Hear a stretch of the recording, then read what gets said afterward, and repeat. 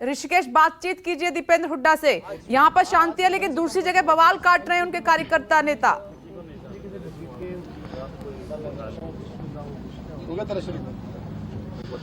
विपनेश, देखिए बिल्कुल दीपेंद्र हुड्डा हैं, सांसद हैं और हरियाणा कांग्रेस के 3-4 विधायक हैं और बड़ी तादाद में कार्यकर्ता भी हैं।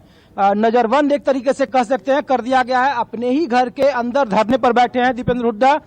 सर, इसको क्या कहें, आपके धरने को नजरबंदी कहें? पुलिस ने आपको क्या कहा, क्यों नहीं जाने दे रहा है बाहर? ये पुलिस ये कह रही है कि हमारे घर के अंदर देखिए हमारी समर्थकों की भीड़ लगी रहती है। आप किसी से भी पूछो दिल्ली में हमारे घर के अंदर अमूमन 200, 400, 500 आदमी हर रोज आता है। अब पुलिस कह रही है कि इसलिए नजरबंद कर दिया कि धारा 144 लग गई नई दिल्ली में, और ये जो लोग हैं जो हमारे शुभचिंतक हैं मिलने जुलने के लिए आते हैं कि हम बाहर निकलेंगे तो धारा 144 टूटेगी। ये हमें कारण बताया गया है, मगर असली कारण, असली मंशा ये है कि विपक्ष को लोकतंत्र में विरोध अपना दर्ज कराने का भी अवसर ना देना। हम अपने कार्यालय में जाना चाहते हैं, जो पार्टी का हमारा मुख्यालय है। मैं उसी पार्टी का सांसद हूँ, मैं कोई बीजेपी के कार्यालय में नहीं घुसूंगा।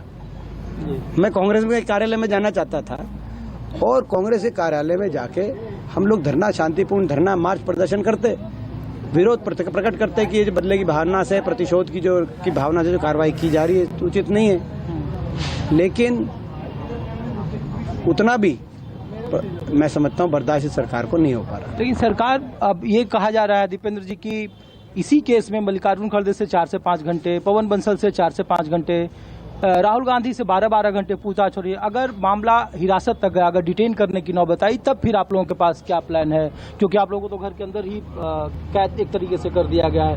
तो हम तो अपना देखिए ये पार्टी का एक अखबार नेशनल हेराल्ड जो 1937 को ये अखबार स्थापित हुआ। देश की आज़ादी में इस अखबार का बड़ा अहम इसकी योगदान रही। गांधी जी, पटेल साहब, सरदार पटेल, सुभाष चंद्र बोस और नेहरू जी इसमें अपनी लेख लिखते रहे, देश के लोगों तक पहुंचाते रहे। उसके बाद ये हमारी पार्टी का अखबार के रूप में ये प्रचलित हुआ, लेकिन पहले तो देश के आज़ादी का आंदोलन का अखबार था ये। तो ऐसे में इस तरह के बदले की भावना से जो कार्रवाई की गई है, इस अखबार से जुड़े हुए सभी लोगों को, जो इसके बोर्ड के मेंबर थे, आपने बुलाकर उन सभी से ईडी की पूछताछ कर रही है, ये सही नहीं है। सर, सांसद विधायकों को इस तरीके से डिटेन करते हुए आप लोगों की भी सरकार रही, ऐसा ये सब तरीके से? देखिए प्रजातंत्र में विरोध का अवसर मिलना चाहिए विपक्ष को। हमारे आप बात से सहमत हो या असहमत हो वो दूसरी बात है, लेकिन आप जानते हैं पिछले 2 दिन 3 दिन में कितने थानों में मेरे को घुमाया गया है। फतेहपुर बेरी थाना, बदरपुर थाना, तुगलक रोड थाना। आप कहो तो उन थानों की रिपोर्ट में दूं, आपको पे रिपोर्ट दूं। स्थिति ऐसी है, इन थानों में देख के आया हूँ। गृह मंत्री जी ध्यान दें, इन थानों में एसएचओ के कमरों में एसी अलाउ नहीं है, लेकिन है एसएचओ के कमरे में एसी और आम जनता के लिए पंखा भी नहीं। ये थानों की हालात, दिल्ली पुलिस की थानों की हालात, इससे हमें अवगत कराया गृह मंत्रालय ने। हम धन्यवाद करते हैं, क्योंकि संसद में हम दिल्ली के थानों के पे भी बहस करेंगे जब संसद सत्र शुरू होगा। लेकिन क्यों, हम तो विरोध करना चाहते थे, हमें मार्च का प्रदर्शन, तो हम अपनी विरोध प्रकट कर देंगे।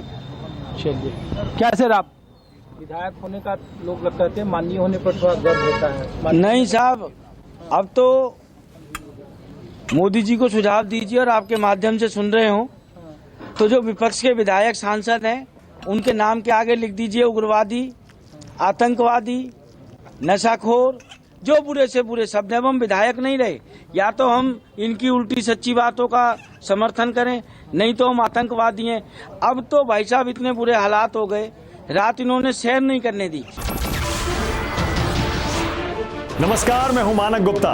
अगर आपको हमारा ये वीडियो पसंद आया हो तो इसे लाइक और शेयर जरूर करें, और हाँ, हमें सब्सक्राइब और फॉलो करना ना भूलें, ताकि आप देश और दुनिया की कोई खबर मिस ना करें।